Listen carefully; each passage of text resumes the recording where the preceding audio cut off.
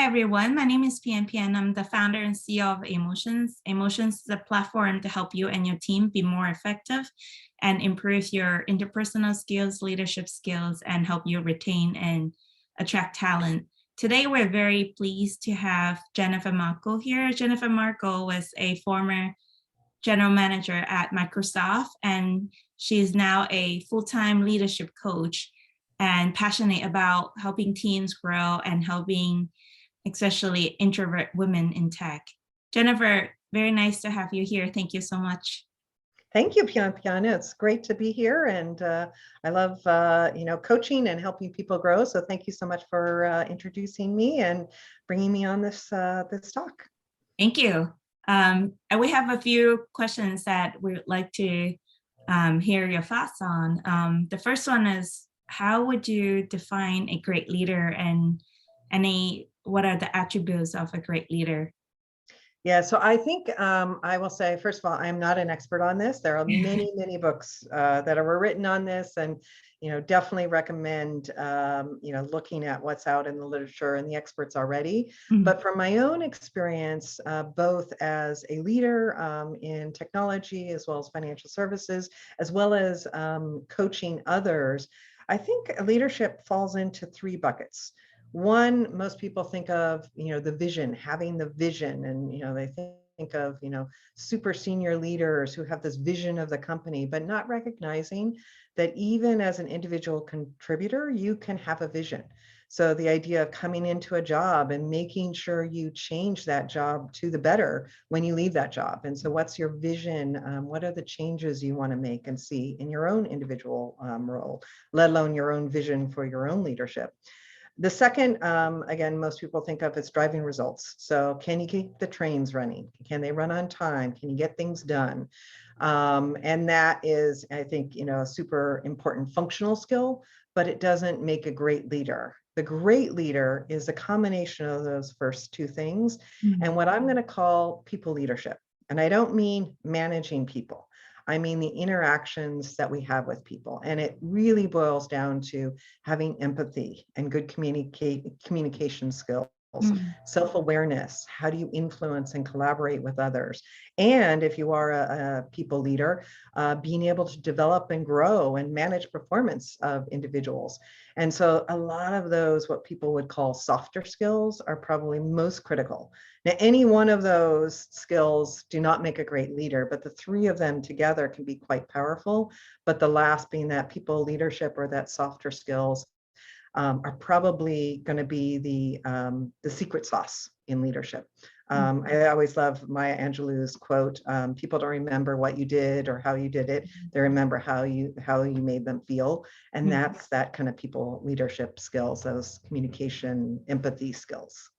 That's very insightful, and that's what we dedicate our platform to help people to build in terms of communication, empathy, leadership skills. And I mean, even vision is how you communicate the vision and get people to be motivated by the vision, right? Absolutely.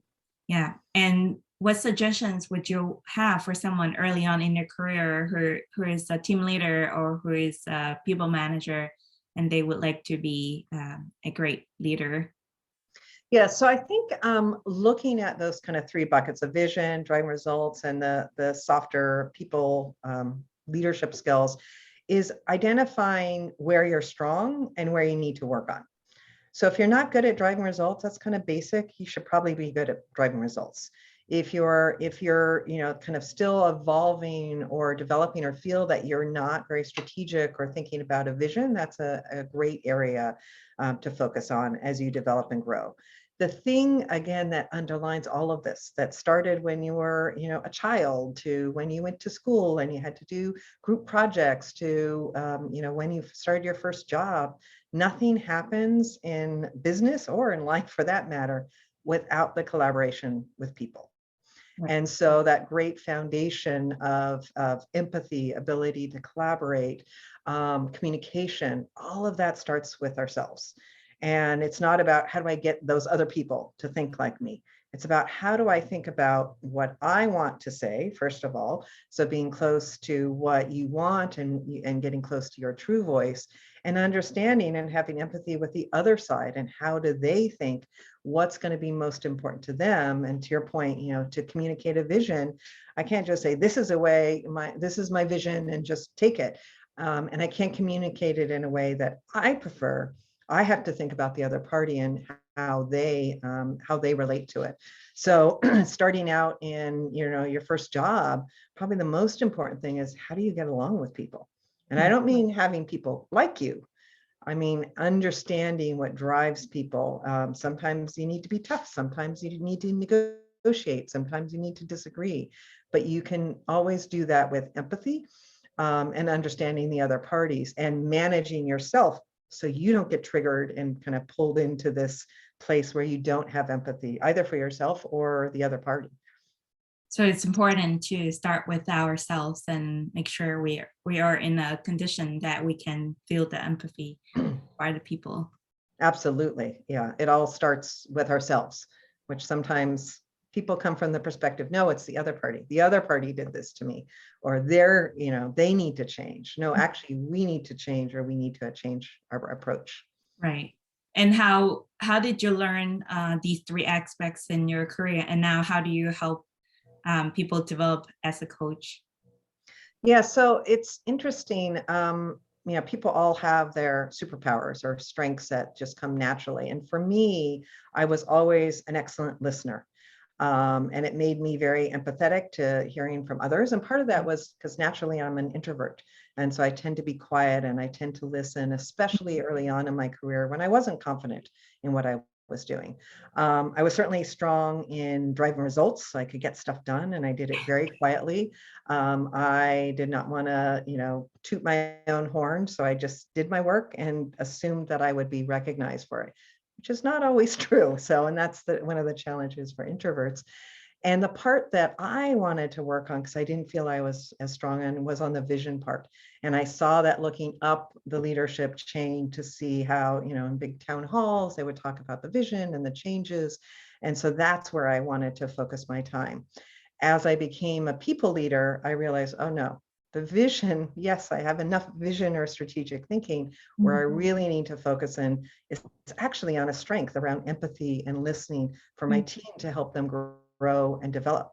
And that doesn't mean be all nicey and everyone loves you and likes you. It's really about understanding the other person and doing the right thing at the right moment. So having tough conversations of giving feedback, for example, within the spirit of giving them feedback so that they can grow and develop. And as well, kind of help them aspire to achieve their greatest potential, which can be more on the coaching and the guiding and supporting. So using all aspects of that strength I had, around listening and empathy to then direct it to how do I help others with that. Mm-hmm. Yeah, so it's interesting that at first you're going to focus on your the part you think you lack, the vision part, and then you realize it's actually more the strength and the empathy part that's going to be huge in terms of helping your team grow and then achieve larger results. Is that right? Yeah, I think it's actually an insight around when you find out you're different from other people, which is very early on in life, right? Mm-hmm. You realize, wow, I should be like those other people.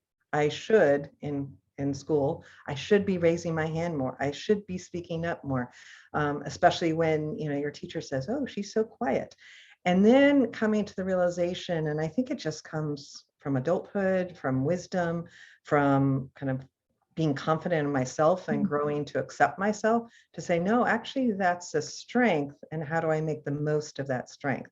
Mm-hmm. But not just be comfortable in my own, my own experience, but being able to adjust that to maximize that strength. I'm a big proponent of, I don't know if you're familiar with Strength Finders. Yes. And it is, I call it the little book of happiness, because if you're using a strength, you get into flow much faster. You're in a state where you are doing really great work and you just forget time.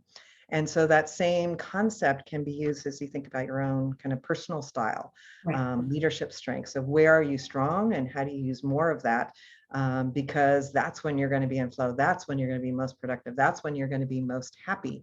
And, yes, you need to develop, areas that you're not strong at, but don't focus on those. I remember when I graduated business school, the head of Shelley Lazarus, the head of Ogilvy, an advertising agency, the thing I remember many, many years ago was she said, hire your weaknesses. Right. And so don't focus on becoming great at your weaknesses. You'll never become great. But hire people who have those strengths in your weaknesses and use your strengths. Mm-hmm. Yeah, that's very much true.